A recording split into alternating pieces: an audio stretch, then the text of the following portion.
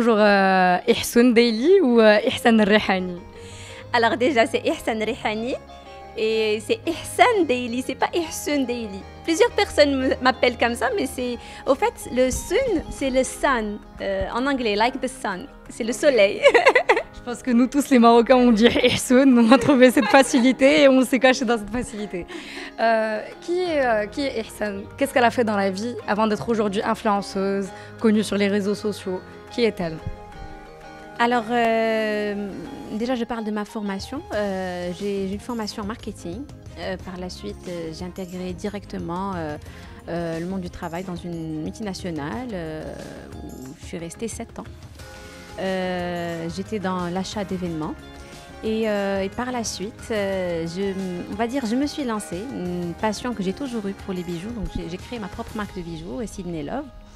Et il y a une deuxième passion, c'était les sacs. Donc j'ai allié l'amour du bijou à l'amour du sac et j'ai fait des petits sacs bijoux, c'est les Coin Bag. Voilà.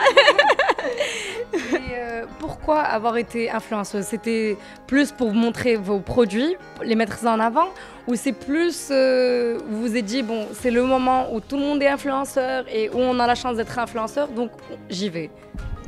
Alors, je ne vais pas vous mentir, ça n'a jamais été un objectif, je n'ai jamais travaillé pour.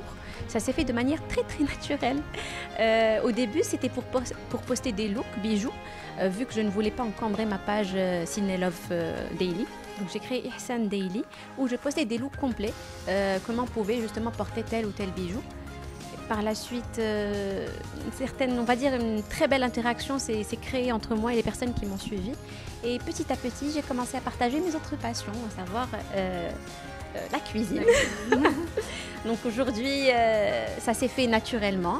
Et je me suis retrouvée à partager des choses que j'aime, des moments de ma vie. Et voilà, donc c'est comme ça que ça s'est fait.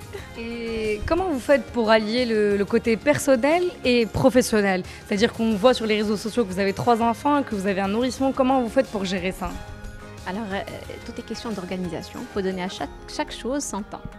C'est un planning de la journée que j'ai pour justement me le temps de chaque enfant. Le matin, quand je me réveille, j'ai un petit moment avec bébé Yazid, vu que les enfants sont à l'école. Donc, je passe ma matinée à jouer avec bébé, je m'occupe de lui. Par la suite, au moment du déjeuner, j'ai instauré, on va dire, des rendez-vous avec mes enfants. Des rendez-vous? Non, mais des rendez-vous, des tête-à-tête. Voilà. J'ai des journées où je sors moi et Dalia toute seule en tête-à-tête au resto pour discuter au moment du déjeuner.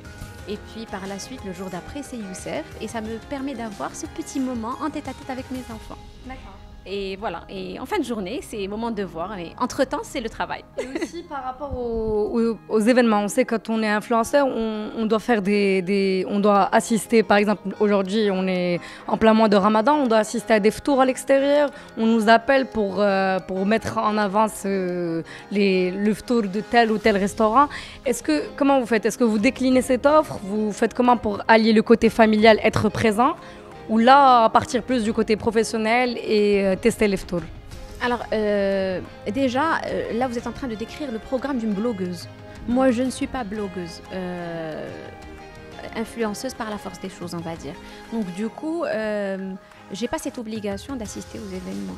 Je choisis ce qui rentre dans mon univers et ce qui me plaît. Et justement, je partage ce qui me plaît. C'est plutôt ça. Que fait Ihsan durant la journée en plein mois de Ramadan? Quelle est une journée type pendant Ramadan? Alors, je démarre ma journée comme toutes les autres journées avec un petit moment avec bébé Yazid. Donc, je passe une partie de ma matinée avec lui. Et par la suite, je viens au travail, comme on dit. Je rencontre mes clientes, je reste un peu avec mon équipe. L'après-midi, j'essaie de faire vite, je rentre, je passe un peu de temps avec mes enfants et je me lance dans la cuisine.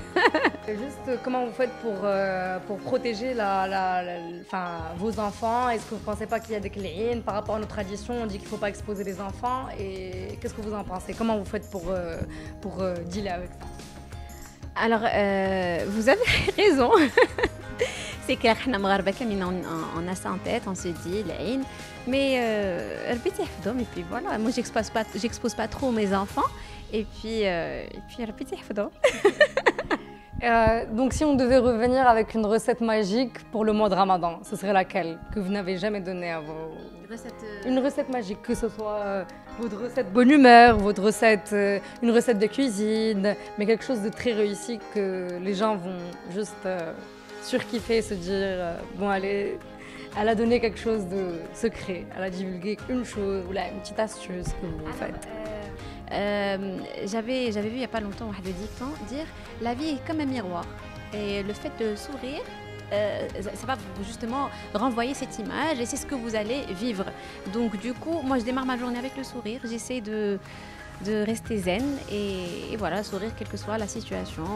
Voilà, je me dis le plus un hack, le plus ça va aller et je vais me sentir mieux et voilà. Et ma journée se passe bien, alhamdoulilah. Vous n'êtes pas fatigué avec Ramadan? Non. Non, alhamdoulilah. Je vous remercie de nous avoir accueillis dans votre lieu de travail et merci de nous avoir accordé vos précieuses minutes.